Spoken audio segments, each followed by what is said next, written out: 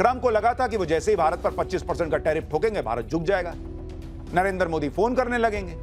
लेकिन ऐसा कुछ हुआ ही नहीं। मैंने आपको कहा यह नरेंद्र मोदी का नया भारत, फ्लावर समझा क्या, ये फायर है बॉस, ये नया भारत। उल्टा भारत ने साफ इशारा कर दिया कि डील हो या ना हो भारत अपने हितों से समझौता नहीं करेगा। ट्रंप को लगा था कि वो जैसे ही भारत पर 25% का टैरिफ ठोकेंगे भारत झुक जाएगा, नरेंद्र मोदी फोन करने लगेंगे। लेकिन ऐसा कुछ हुआ ही नहीं। मैंने आपको कहा यह नरेंद्र मोदी का नया भारत, फ्लावर समझा क्या, ये फायर है बॉस, ये नया भारत। उल्टा भारत ने साफ इशारा कर दिया कि डील हो या ना हो भारत अपने हितों से समझौता नहीं करेगा। इससे ट्रंप की बौखलाहट और बढ़ गई, तो वो डेड इकोनॉमी बोलने पर आ गए। पर भाई वो तो डोनाल्ड ट्रंप अपने देश के फायदे के लिए बोल रहा है, राहुल गांधी को अपना देश नहीं दिखता है। दूसरी तरफ ट्रंप ने रूस से व्यापार करने पर भी भारत को धमकाया था, पेनल्टी लगाने की धमकी दी थी, लेकिन भारत ने उसका भी लोड नहीं लिया। अब ट्रंप को लगा कि भाई वो तो दुनिया के सबसे ताकतवर देश के राष्ट्रपति हैं, अगर कोई देश उनसे भी नहीं डर रहा तो उनकी तो बड़ी फजीहत हो जाएगी। इससे ट्रंप इतना चिढ़ गए कि वो भारत और रूस को लेकर उल्टी सीधी बातें करने लगे। भारत ने कल ही ट्रंप को जवाब दे दिया था। आज संसद में भी खड़े होकर सरकार ने साफ साफ कह दिया कि बॉस देश हित से समझौता नहीं होगा। आज वाणिज्य और उद्योग मंत्री पीयूष गोयल ने संसद में बताया कि अमेरिका के साथ द्विपक्षीय व्यापार वार्ता चल रही है। दोनों पक्षों के बीच 4 दौर की बातचीत हो चुकी है।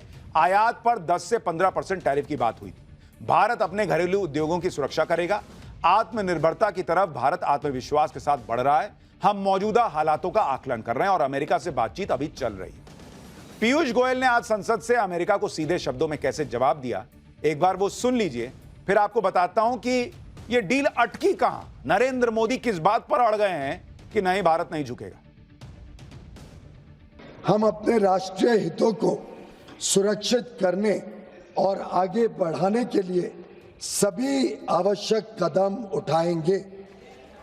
मात्र 1 दशक से भी कम समय में भारत फ्रैजाइल 5 अर्थव्यवस्थाओं में से निकलकर दुनिया की सबसे तेजी से बढ़ती प्रमुख अर्थव्यवस्था बन गया है।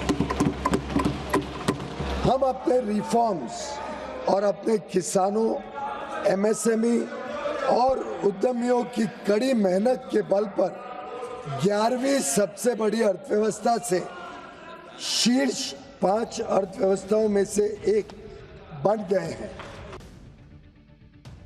ट्रंप चाहते थे कि भारत तुरंत ट्रेड डील कर ले, जो ट्रंप कहे वो भारत मान ले, लेकिन नरेंद्र मोदी अड़े हुए हैं। और वो इसलिए अड़े हुए हैं क्योंकि बात हमारे किसानों की, बात हमारे कारोबारियों की है।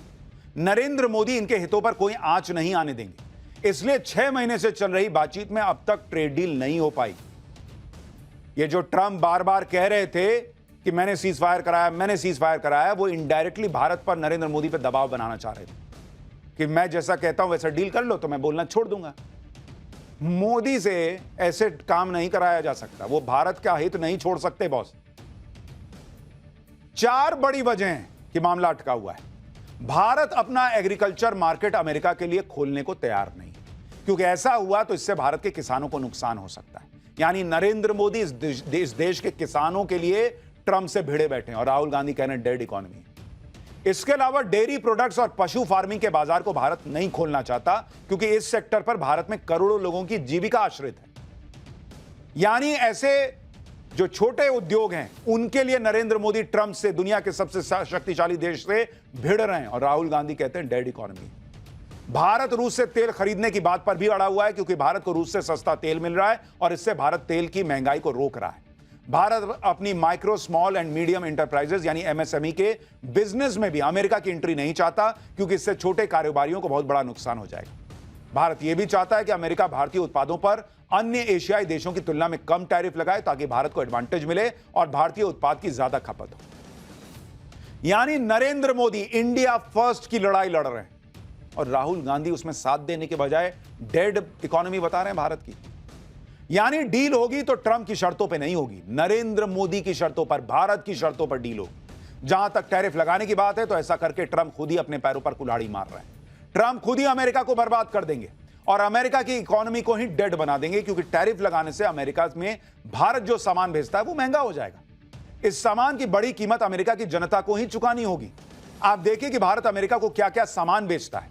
2024 के दौरान भारत से अमेरिका एक्सपोर्ट किए गए प्रोडक्ट्स की अगर लिस्ट देखें तो 70,947 करोड़ रुपए के फार्मास्यूटिकल प्रोडक्ट्स गए, 56,933 करोड़ रुपए के टेलीकॉम प्रोडक्ट्स गए, 46,422 करोड़ रुपए के जेम्स और ज्वेलरी यानी कीमती पत्थर गए, 35,036 करोड़ रुपए के पेट्रोलियम प्रोडक्ट गए, 24,525 करोड़ रुपए के ऑटो पार्ट्स, 28,028 करोड़ रुपए का सोना और मेटल की ज्वेलरी, 24,525 करोड़ रुपए के रेडीमेड गारमेंट, 24,525 करोड़ रुपए के लोहे और स्टील से बना सामान। अमेरिका में यह सारा सामान अब महंगा होने वाला है, तो वहां ऑलरेडी महंगाई ज्यादा है, इकोनॉमी धीमे धीमे घोंगे की स्पीड से रगड़ रगड़ के बढ़ रही है, और तुम अपनी पब्लिक पे डाल दोगे कि भारत से जो सस्ता सामान आता है उसको तुम महंगा खरीदो। पब्लिक आप ही को गाली देगी ट्रंप साहब। ट्रंप के टैरिफ लगाने से अमेरिका में रहने वाले लोग ही परेशान हो जाएंगे, अमेरिका में इलाज महंगा हो जाएगा, इलाज में देरी होगी। आप सुनिए, चैंबर ऑफ कॉमर्स से जुड़े chairman of medical tourism Dilip Kumar खुद बता रहे हैं कि अमेरिका को उल्टा पड़ जाएगा यह मामला। Especially the medical equipments, pharmaceuticals and disposables are mostly coming from the India, because whatever the market of America is dependent upon the Indian and China. If he is trying to impose, if it is 100 rupees cost is there, which is exporting to the US, it is costing 125 rupees, with which the cost of the treatment in America is increasing, the cost of the treatment procedure is also getting delayed, and the import of America is also charging more, with which what usually happens in his country people are affected rather than India, whereas India is not going to impact, because we are going to by route, we are going to export to the European countries, we can export to the African countries.